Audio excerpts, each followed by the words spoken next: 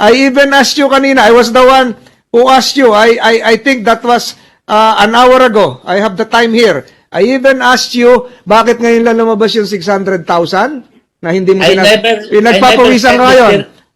Hindi ko alam kung walang aircon dyan sa likod mo. Mr. Hindi ko po Chair. yun sinabi, Mr. Chair. Kung nandito ka lang sa premises ng Senado, pinakulong ka na namin dito. I don't believe the president had said that. Impossible. The president will not come up with a figure on the top of his mind. You better clarify, Mr. Serafica, you are very close to being cited for contempt. During the oath-taking of the BARM officials, Your Honor. That's correct. I'm not forget sure the date. exactly the date, exactly when. August 17, according to my staff. August 17, the president was present in that meeting together with the stakeholders. And I'd like to quote what the president said. Nung pinag-usapan daw nila ito dun sa August 4 meeting, ang sabi ng Pangulo ay, ganun ba karaming kailangan natin i-import? Exact words of the president. He asked the SRA that, ganun ba karaming kailangan natin ma-import? Baka naman mas konti. That's what the president, and I have a witness here, Mr. William Chuo was here, some of the stakeholders are in this room, and they were present in that meeting. And I'd like them to confirm also, maybe later on the sideline, no, that the president had said that. The president had questioned the number that the SRA was floating around. So, whether my dear colleague will believe me or not, Senator Risa will believe me or not, yan ang sinabi ng Pangulo, and I believe him. Because, bukang bibig niya dun sa kampanya namin ay uunahin niya kapakanan ng mga magsasaka. At ang sabi pa ng Pangulo, let us frown upon importation, let us strengthen our farmers so that we can be self-reliant on our food security. Yan ang bukang bibig niya tuwing umiikot kami. So when he said that in our August 17 meeting, that he was aghast and saying to the SRA, ganun ba karaming kailangan natin import? Yan ang tanong ni Pangulo. So, I believe that the number did not come from the Executive Secretary nor the President. And it was coming from the SRA. For the record, Your Honor, I can only give you what I know from this August 17 meeting with the President that told me, for the record of this hearing.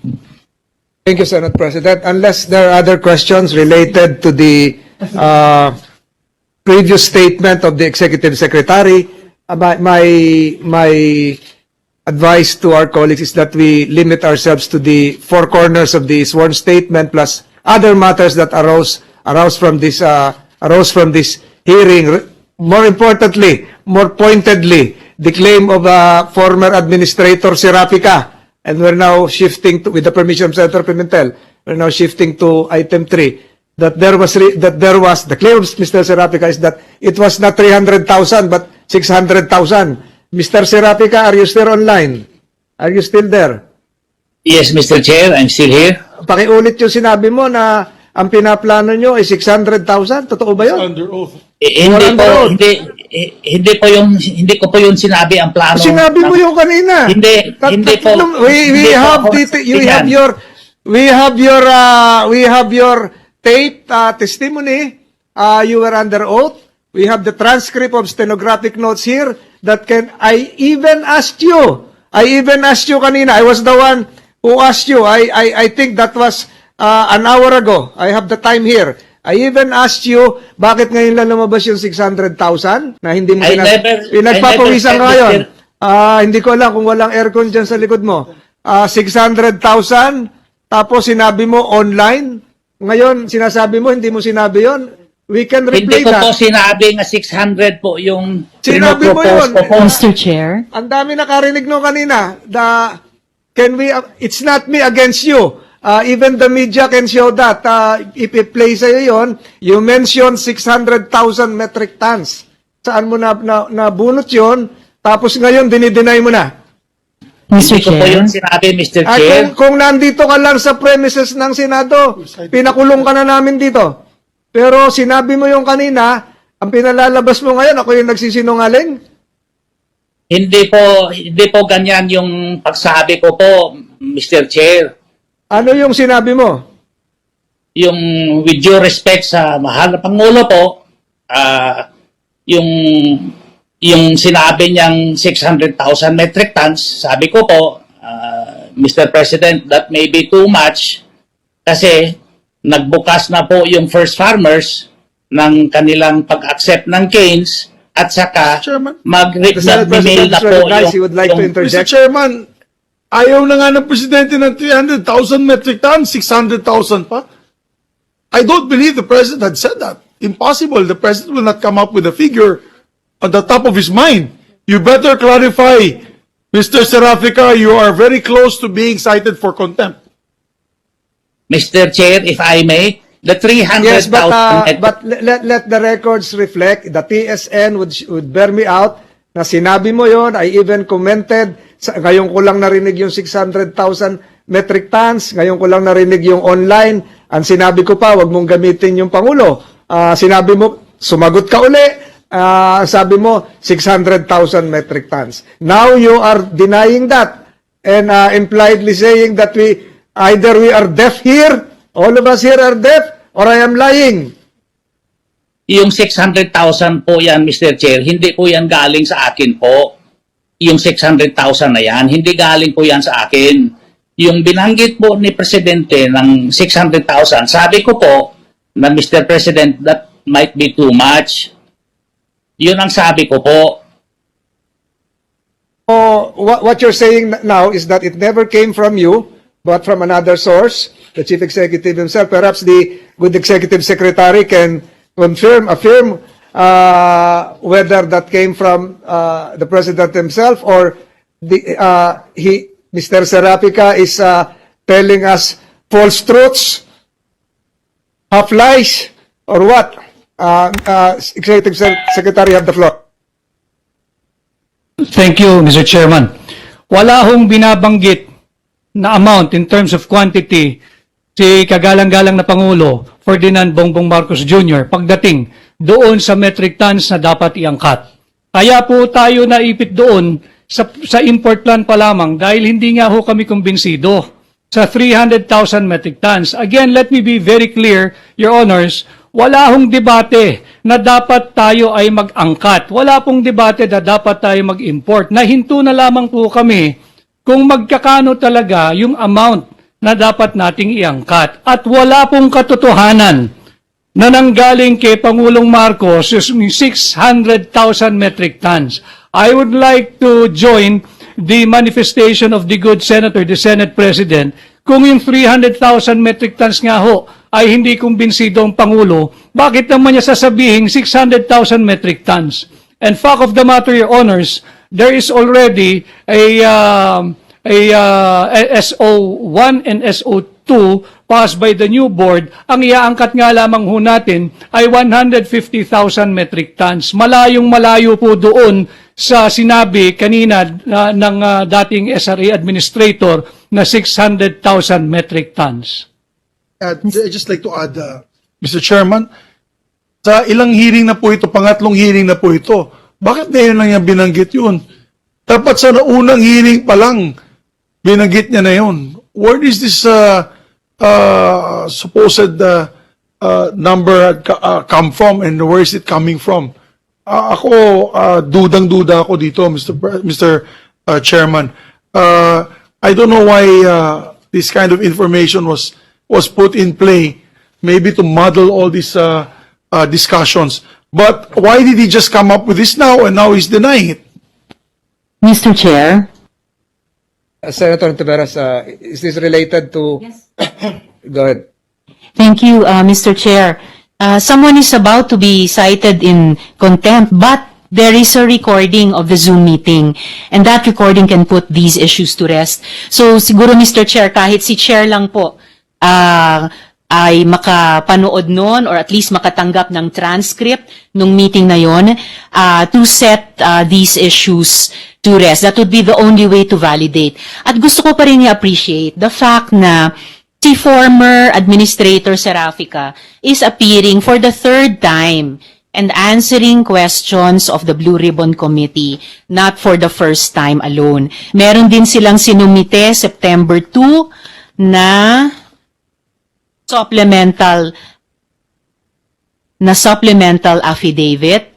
And ako nga po, Mr. Chair, kung nandun ako sa meeting na iyon, I would not take it against the President kung meron silang babanggitin, hindi iuutos, kundi babanggitin or naiisip na 600,000. Marami pong stakeholders sa industry at sa buong bansa natin na maaring dumulog kay Presidente with this or that proposal, this or that amount. Ang importante para sa akin ay kung nabanggit man ni Presidente na it was in his mind at all, 600,000, yung sinabi pareho ni dating Administrator Serafica at dating Board Member or ni Mr. Serafica rather, kinonfirm ni dating Board Member Valderrama na masyadong malaki iyon. And klaro, pati dun sa sinabi ni ES na ang pinadraft nilang sugar importation plan or program or order ay for 300,000 lang.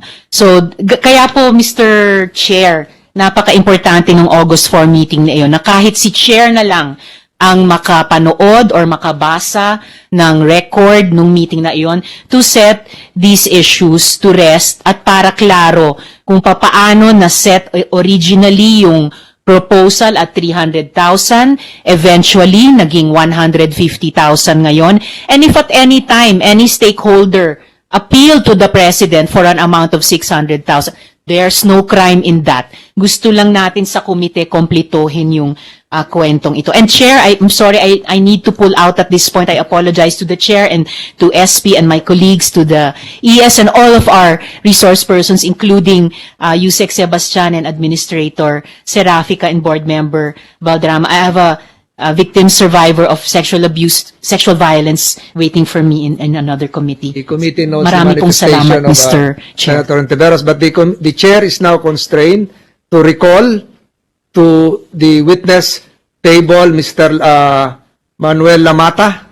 Can you be seated with the indulgence of our colleagues and the Executive Secretary? Mr. Lamata, you stated under oath that the claim of Mr. Serafica relative to the 300,000 metric ton was pre-approved, and you rebutted this a while ago. Can you repeat that for the benefit of some of our colleagues who just arrived? Yung section number 29 of the supplemental affidavit of Mr. Serafica that was just executed 2 September 2022.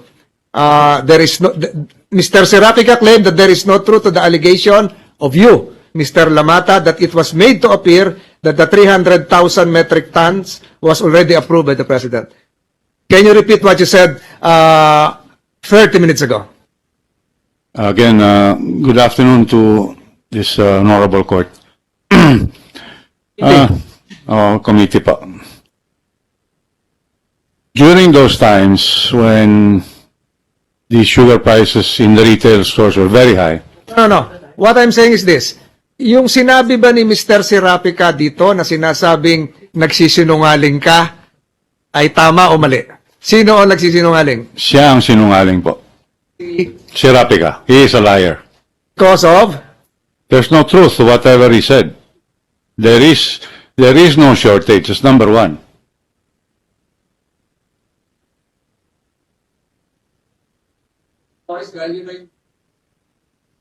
Mali. Ay, mali yun. Because? Because there's no truth to it. There's no truth to it, Mr. Senator. Thank you, Mr. Lamata. Maraming salamat. We now recognize Attorney Victor Rodriguez, the Executive Secretary.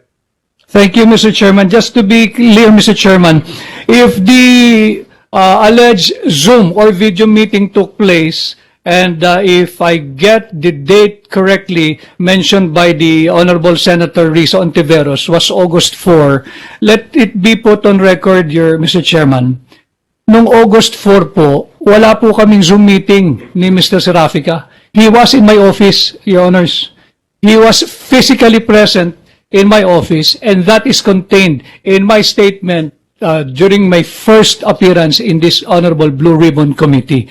He was in my office, and we were discussing precisely if he could liquidate the 200,000 metric tons product of SO3. Nandoon po siya sa aking tanggapan, at yun din po yung aking statement na ang kaharap po niya ay ang aking Senior Deputy Executive Secretary, ang aking Deputy Executive Secretary for Legal, at ang aking Deputy Executive Secretary for Finance, at nandun din ho yung Pangulo ng PITC na si Dr. Molly Chong. I would just want to make this clear because the name of the President is unnecessarily being dragged